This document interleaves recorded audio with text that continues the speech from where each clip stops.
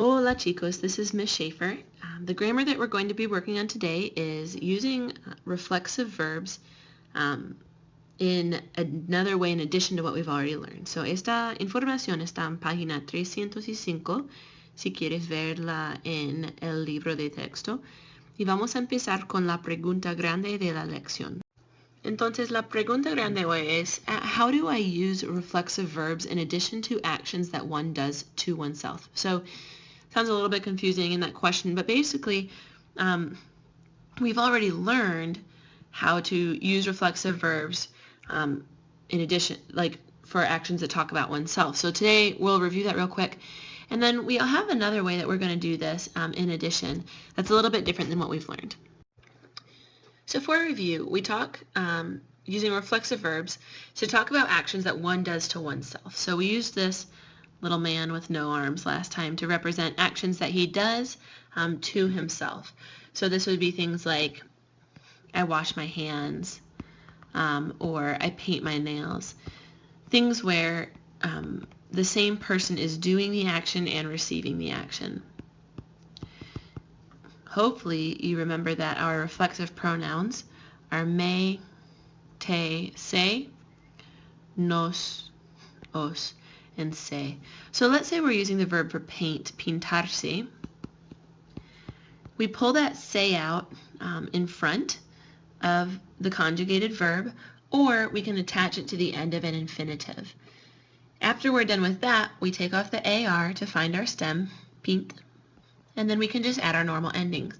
So in the present tense, we would have me pinto, te pintas, se pinta, nos pintamos, os pintáis, and ellos se pintan. You might remember as well that because we're already clarifying using our reflexive pronouns that this is something that we are doing to ourselves, instead of my, we use the definite article. So for I paint my nails, we would say yo me pinto las uñas. So there's your 1.5 minute review of how we've used reflexive verbs in the past. When you have all this down, go ahead and unpause your video and flip to the next page with us. In addition to using reflexive verbs to talk about actions that one does to oneself, we can also use reflexive verbs to describe a change in mental, emotional, or physical state. In English, this often sounds like gets or becomes.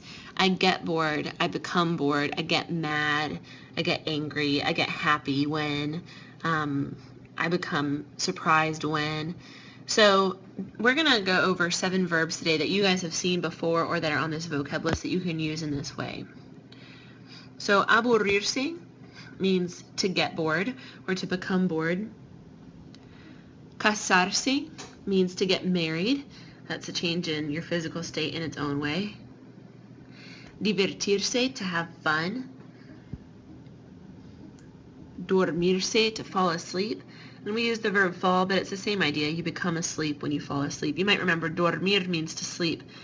So this form of change in a physical state is to fall asleep. Enojarse means to get angry or to get mad. Ponerse means to become, and then you can add an adjective with it. So you can see here you can use like furioso, alegre, enojado, aburrido. Remember that because we're using adjectives here, they do need to agree in number and gender. So these other ones, while they're just verbs, like you would say me aburro, I get bored. Whether you're a girl or a boy, this is just the yo ending. Over here, you would need to say me pongo, and because I'm a girl, I would say me pongo furiosa cuando. It makes me furious when, etc. If you see an adjective and you're trying to decide which verb to use and you just have the adjective, you're probably going to want to use ponerse because that's the one where you can fill in with different adjectives. The last verb that we're going to include in this list today is volverse loco or loca, to go crazy. Once again, because loco, loca is an adjective, make sure that it agrees in both number and gender. You guys are really good at that. When you have these copied down, pause it as long as you need to, and then we'll go into the next page and we'll just conjugate one of these for practice before finishing up our lesson today. So to practice, I thought we could do one verb both in the present tense and the preterite tense. We've been in the preterite for a long time. We're going to be moving back toward the present tense. So we'll practice in both today. It'll be a good way to review our endings. Also a good way to review our stem changers. So dormirse, dormir means to sleep. Dormirse means to fall asleep.